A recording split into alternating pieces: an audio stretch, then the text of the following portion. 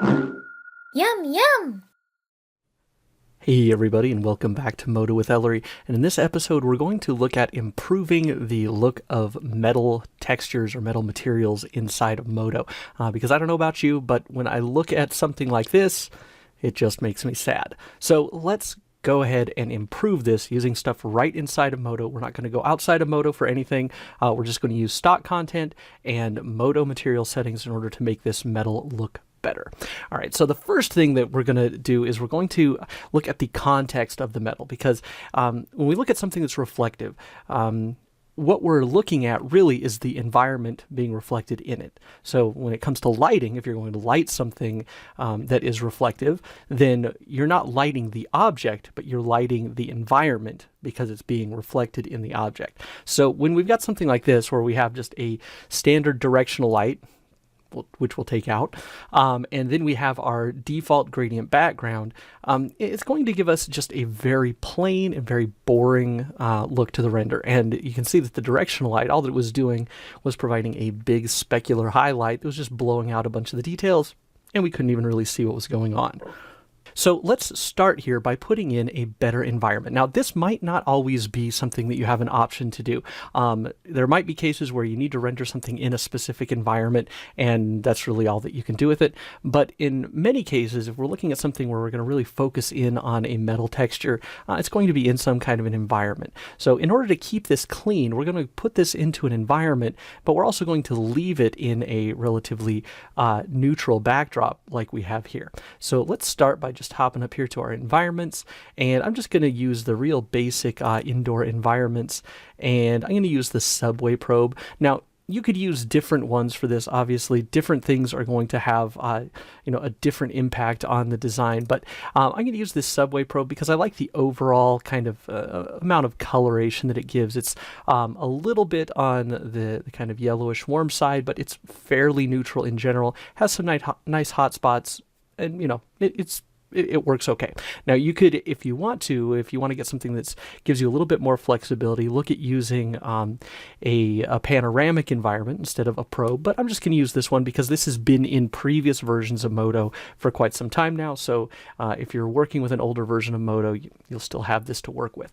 All right. So now that we've got that, let's get a little bit of work done on the orientation here, because right now we can see we've got this really big highlight right here and another one right here, and it's just kind of blotting out what we're looking at. So I'm going to go in here to my environment, and I'm going to take this environment here, and with the rotation on the Y, I'm just going to rotate this around a little ways until I get the highlights in kind of a better spot. So they're actually accentuating the look instead of kind of flattening it out. So let's go. I want to get those big highlights off of the top, so that we can have big highlights, but I don't want them to completely wash out the top. And I think something like that is probably all right. I also see that I've got a good amount of stuff reflecting on the inside of the object, so that's going to help the overall look here. Now, additionally, what we want to do is get rid of the image in the background. So I'm going to take this environment here and duplicate it. And this one I'm going to turn off visible to everything but camera. And this one I'm going to turn off visible to camera. And then in here, we're going to go ahead and add in an environment material, which is going to give us just our plain backdrop again. And then if you want to be extra tidy, you can go ahead and delete the other things that are in there. And now we've got something that is, fairly simple as far as the surrounding of the object, but we still have all of the reflective and the lighting attributes of the HDRI. Okay, so right off the bat here, though, this still is looking not very good. Okay, so let's start just by jumping into the material settings and see what we can improve in order to get this looking better. Now, a lot of this is going to be overridden when we start adding textures, but we want to get a decent baseline here to start. So the first thing that I'm going to do, if I look at this material, you can see it's physically based, which is great. We'll keep that. Our diffuse is set to 0. which is also good. We can keep that. Let me know in the comments if you'd like to see another video about adding on some additional layers on top of this that would reintroduce some diffuse, so something like adding grime or dirt that's actually physically sitting on top of the metal. Let me know if that'd be something of interest to you. So we're going to leave that at 0 for now, though, and we're going to go down to specular, and we're going to back this off of it, because when you have 100% specular and 100% Fresnel, we tend to get extremely brightly reflective objects, and it doesn't quite work for what we're doing. So I'm going to back this off to 80%. You can see already we're starting to get a lot more depth in the interior of here. So this is looking significantly better. Okay, now the other thing that I'm going to do is back off the specular color a little bit. So let's take the color down to maybe about 75. Okay, so this is a fairly neutral, light-ish gray, and you can see that just by doing those two things and leaving everything else as is, we've already done a lot of work improving this texture. Okay, so let's continue on here. Now this is a CAD file, so it has very sharp edges, and to go in and edit the model in order to add some softer edges back in to the model itself is going to be a lot of work, and probably more work than it's worth. So what we're going to do is add on a little bit of rounded edge width here. Now this is a really small object. You can think this is a little screw or bolt that would fit in your hand. So we're not going to use very much here. I'm thinking something along the lines of maybe 0.1 millimeters. And what we're looking for is right along these edges. We want to have a little bit of a highlight, and that's not quite enough, so let's go ahead and just kick that up to 200. There we go, and I think that's working, because now what we see here is we've got a little bit of a transition between this flat, well, it's actually slightly rounded, but this flat-ish area here and this one here. Same thing between here, and even down here we see little bits of transitional rounding, and so that rounded edge width is going to help a lot to give us the feel that this is something that is more substantial and is actually manufactured and not created digitally, which is what it really is, obviously. So I'm going to increase that just a little bit more. And I think that'll probably do it. Of course, you can adjust that one however you see fit, but I like it right there, around 250. So 1/4 millimeter, real fine rounding, and that's just going to give us a little bit of detail. Okay, so moving on here, if we look at this, this has two things on it already, and this is just the default burnished aluminum that ships with Modo in the stock content, and it has a noise set to roughness, and we can see that it goes from 40% to 10%. Okay, so that's giving us varying amounts of roughness between 40 and 10%. And then it has a bump that goes from 0 to 100, but is only at 25%. So it's a very faint bump that just gives a little bit of kind of general unevenness across the surface. Now, that's okay, but we're going to use something that is going to add a little bit more photographic detail by just pulling in an image map. So let's go ahead and pop in here up to Images. And let's go into the metal folder, and let's start here. I'm going to look at just using these metal scratched images, and these just kind of have varying amounts of scratchiness to them. And actually, I take it back. Let's start with the alloy magnesium diffuse here. So what I'm going to do is I'm just going to drag this right into our burnished aluminum, and it's going to drop in as diffuse color, which in the case of something like this that's all reflective isn't going to give us anything. So what I'm going to do is I'm going to set this to specular color, and then we'll go up to our texture layers and our texture locator and make sure that this is assigned to, let's see, right now it's set to the UV map texture, which here, let's look at the UV maps here just so you can see what we have going on. This has a UV map already with it, and it's pretty messy, but it does have all of the polygons represented. So we're going to leave that for right now. We're going to end up needing actually probably 2 more UV maps. We'll construct those as needed here as we continue. Okay, but we can see that that is adding a little bit of detail to it, but it's a little bit flat. Okay, so what I'm going to do is go up to the texture layers here, and I think it's just a little on the bright side. So what I'm going to do is take the high value and just pull it down to maybe about 75%. and that's going to take the hit off of some of these bright highlights. Now, I don't mind if I still have some of those highlights there because I'm going to do some further things to reduce those in a moment, but I want to kind of slowly chip away at those so that we get less and less of that, over reflective highlight. So I think that works pretty well. Okay, so moving on, let's go back over here to our preset browser, and let's add just another layer here of just a little bit of scratches. So let's actually use this metal scratch 01, and what we look at here, so we can see we've got some dark parts that represent the scratches. So if we take that and drag and drop that into here, we'll get our scratches here. Now I can actually open this up so you can see what the image itself looks like. And you can see that we've got, darker areas here, and those are our scratches. So what I want to do is, I don't want to have just this image by itself though. I want to use this in conjunction with what's underneath. So I'm going to set the blend mode, and I have a couple of different options. If I choose multiply, it's going to darken this here. Oops, and let's actually go ahead and set it to specular color first. There we go. So you can see this is going to make it fairly dark. All right, if I set it to multiply here, it is at normal, just so you can see. Now we're just getting that. If we set it to multiply, it's going to get mostly darker. The other one that we might want to use here would be overlay. And what overlay is going to do is the areas that are darker than 50% gray are going to darken the underlying layer, and the areas that are brighter than 50% gray are going to brighten up what's underneath. So this is actually working, I think, pretty well, but it's a little heavy-handed. This is one thing to note: as you get working on something like this, it's really easy to cross the line and go too far. Now, if this is supposed to be a really worn bolt, great. But if you want it to look fairly new, fairly clean and polished, then we'll want to back this one off, especially this one that has a lot of contrast in it. So let's go ahead and turn our opacity. And actually, before I do any opacity change, let's go to the texture locator, and I want to make this a little bit smaller. So I'm going to go to my horizontal and vertical wrap here, click the button here to make these equal, and then we're just going to increase the number here, and increasing the number is going to decrease the scale of the texture. So let's go to maybe 1.5. There we go. I think that works pretty well. And now again, we'll go back to the texture layers, and we'll just back this off. And I'm going to take the opacity down to maybe 60%. You can see now we're still getting those little fine bits of scratches, but it's not so overpowering as it was before.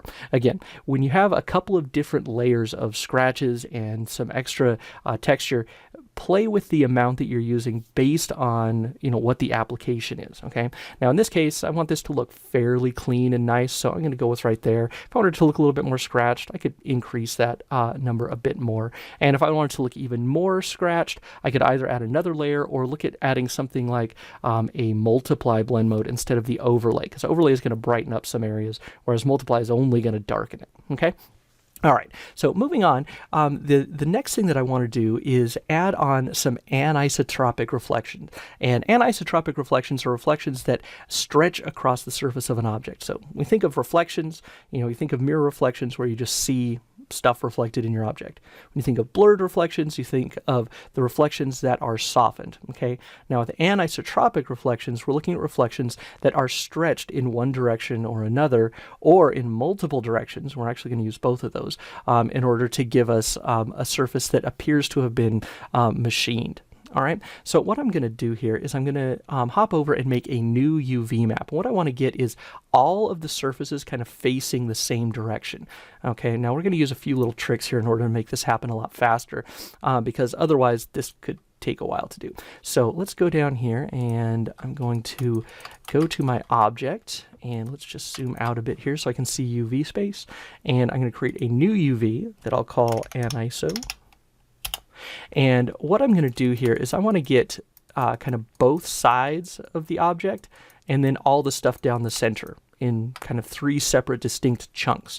Now, I could go and make a nice cohesive UV map that attaches everything together, but the way that that's going to work with something like this that has a lot of triangles and things in it is just going to be a lot more hassle than it's worth. So I'm going to start by hopping over to the right-hand view here, and I'm going to go to polygon mode, and I'm just going to lasso select all the polygons here, project from view, and click. And I actually want this rotated vertically, so let's go ahead and rotate it like this. And then I'm going to move it off, and I'm just going to move it off 1 in UV space, so it's over in the next UDIM. So if I wanted to have these, in multiple UV spaces, I could do that, but I'm going to end up just leaving it for this case. But let's go ahead now and we'll look at the left-hand side, and I'm going to do the same thing. So lasso select, project from view, click, and we're going to rotate this again. So this one's vertical, and this one we're going to go here into our move tool, and we're going to move this one over. We'll move it over 2 spaces, so we'll just put in 2. And now if I go here and I select everything in the UV space, we can go to our perspective view and see that we have everything on the outside now mapped. All right, so I'm going to hide this, press H, and with what we have here, I'm just going to run the UV projection tool. I'm going to do a cylindrical projection on the Z axis, which is running down through here. And then we'll just go ahead and click, and we'll get a nice unwrap. Now, if this unwrap is perfect or not doesn't really matter, because we're not going to see this on an actual texture. This is just going to give us the direction for our anisotropic reflections. All right, and while I'm here creating UVs, let's go ahead and unhide all of that. I'm going to make another new UV map, and I'm going to make this one for the flat sides. So let's just call this sides, because the last thing that I'll do here after we set up our anisotropic reflection is I want to add some variance in the texture here around these flat sides, so that they look as if they were machined, slightly differently in order to give us those flat surfaces. All right, so let's go ahead and select all of that, and that ought to work. Yep. And now again, we'll go projection tool. I'm going to use the same cylindrical projection, and then what I'm going to do is just scale this down to where it's fairly unstretched. Now, whether or not I use all of the UV space, again, is not going to matter for this case. We're not trying to pack our UVs tightly or anything, so we don't really need to worry about that right now. All right, so let's drop the tool, move back over to the render tab, and now we can actually finish up here with adding on our anisotropic reflections and then a little bit of variation here around the edges. Okay, so let's go in here, and we'll start with our base material, and what I'm going to do is set the anisotropy all the way up to 100%. And I'm going to set my anisotropic map to the aniso. And now what we'll see is we'll start to get some stretching around this that's going to be running around the surface of the object. And 2 things are going to affect the anisotropy. It's going to be the UV map and the blurriness or the roughness of the actual texture. So since we have some variation in our roughness, that's going to vary the amount of streaking or stretching that we get on our anisotropic map.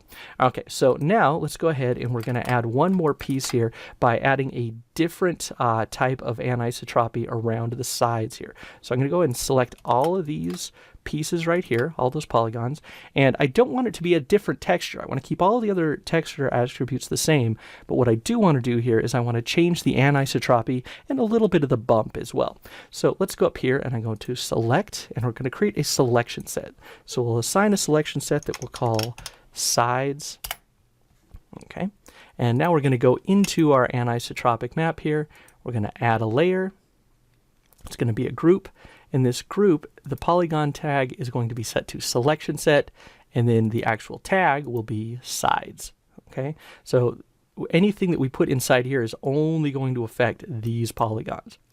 Okay, so back over to our preset browser, and we're going to back up a level to our images folder, where I've got a couple of anisotropic or images that can be used for anisotropy. This one will be used to control our anisotropic direction, and this one will modulate our bump around those sides, and that will also affect the anisotropy along with the roughness values. So let's go ahead and take this, drag and drop it into here.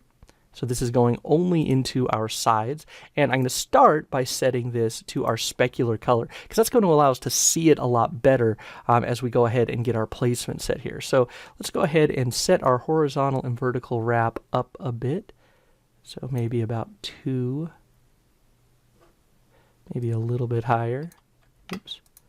make sure I keep these even. So what I want to see is those circles just kind of going all around this surface. And actually, I've got a center of a circle right here, and I want to try and line that up with this hole. So it looks as if it's been kind of brushed around that hole. So I'm going to leave this right here, and then I'm going to offset my UV a little bit here. So we're going to set the offset here in the vertical, and we're just going to pull that a little bit until that aligns with there. And I think that's going to work pretty well. All right, so now we can take this and change it from our specular map to, under special effects, to anisotropy direction. All right, so now you can see right away that instead of the stretching around this radially, now we're getting these circular stretches, and so we get kind of that almost like a CD finish effect where we're getting that radial ring. Okay, so now one more thing that we're going to do here is we're going to set this up so that we also have some bump going along here. It's going to be fairly faint, but we want that to align pretty well. So in order to make this happen faster, since I've gone and changed a bunch of things with my horizontal and vertical wrap and my tile offset and everything, what I'm going to do is I'm going to take this and I'm going to right click and create an instance of this anisotropic direction. Right? And then what I'm going to do is drag and drop this image just into here somewhere, okay? Because once I've drag and dropped this into my shader tree, it's going to appear in my images list. See, so now I've got this pattern in here. And now what I can do is, let's go ahead and hide that. We'll delete it in a second. But now that I have this for anisotropic direction, I'm going to change it to bump. Oops. To bump. There we go. And now I've got to set this to the right image. And since I've already got that image in there, all I have to do is go under the image map here, click on it, and we'll choose that image. So that saved me having to reset all of that stuff all over again. And you can see with the default settings, this is extremely, extremely rough. So it's really kind of blowing the look of the surface. So all we're going to do is change our high value. We're just going to back this way off. And I'm going to start maybe at 10%. So all I'm looking for is little bits of variation in that streaking. And even that might be a little bit high. Maybe we'll back this off to 7 or 8%. There we go. So now we've got a little bit more variation on that. Okay, so as one last thing that, or actually two more things I'm going to do on this, is I'm going to add one more kind of overarching layer of grime, but I'm going to make it really, really subtle. So I'm going to take this metal scratched here and toss it up on the very top. We'll set it to our specular color, and it's going to look really, really dark. Okay, and let's go ahead here and take our texture locator and make this map a little bit smaller. So I want to see a little bit more of the variation. Something like that ought to do. And then I'm just going to go ahead and back the intensity of this way off. So, you know, maybe down to 10 or 15%. Just so that I get something that is going to give us one more cohesive bit of uniformity across this entire surface. And on the note of uniformity, let's go down and I'm going to add a little bit of clear coat. So this is going to say, now that we've got this metal here and it's got the different variations in its tonality and the different textures and everything, let's say we have it nicely finished still. So we're going to add a little bit of clear coat, and that's just going to give us a nice overarching amount of sheen over the top. So let's change this to maybe 35% on our clear coat. And what we'll see is we'll get little bits of extra tight highlights along certain areas, and it's just going to help enrich the overall surface a little bit. All right, so there you go. That's now looking a lot better. I could go in and make more tweaks. I could adjust the environment and some other things like that. I could even add more layers and just play with the amounts of transparency between them. But this is a good stopping point, I think, and it kind of illustrates all the things that I want to talk about. So in recap, you know, when we're looking at creating better metals, the first thing that we need to consider is the contextuality of the material. You know, where is it existing?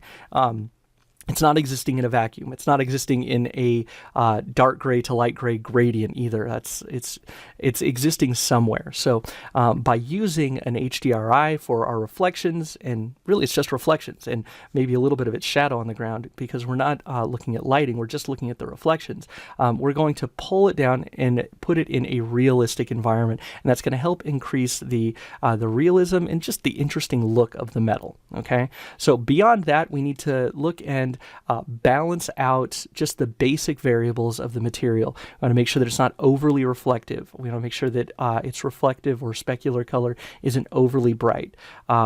And we want to check and make sure that we have some rounded edges so that it doesn't look as if we have these razor sharp computerized looking edges. That's going to detract from the look of it altogether. Okay, so once we have those things set up and kind of worked in, then we can move on to looking at textures, and those textures are going to add some variation largely to our specular color, to our roughness, and to our anisotropic amount, and also to a certain extent a little bit of our bump map. So by mixing in those few things, we're going to be able to add some nice, interesting variation to our texture. We might need to make some new UV maps. Remember, when you're making UV maps for things like anisotropy, you don't need to make them perfectly cohesive. You can get all the pieces, drop them in, and as long as they're there and represented in the space evenly, then it's going to work for you. And then the last thing that we did here is, look at kind of adding some localized detail. So in this case, we had these sides that were more solid, and so adding on the brushed look of the sides helps us to have the feel that this is something that is manufactured and doesn't just exist just for the sake of existing because it was created inside of Modo. Now, you could go and play with how that actually works. Maybe you would want to take these slightly rounded pieces that aren't quite as flush and remove those from that map so that these ones here aren't going to have that ringed anisotropy. All right, and that's going to be all up to you as you contextualize your individual pieces. Doing all these things put together is going to give you better looking metals, and it will help make your scenes that include metal objects more realistic and more compelling. So I hope you enjoyed this video. If you like this video and videos like it, please like, follow, and subscribe. You could also consider supporting me on Patreon. You can find that, and you can get all of the downloadable files, including the videos, by following me on patreon.com/Ellery. Or if you'd like to get this video or any other episode of Modo with Ellery a la carte, you can get those through Gumroad at gumroad.com/Ellery. That does it for this one. Go make something cool, and I'll see you in the next one. Yum, yum!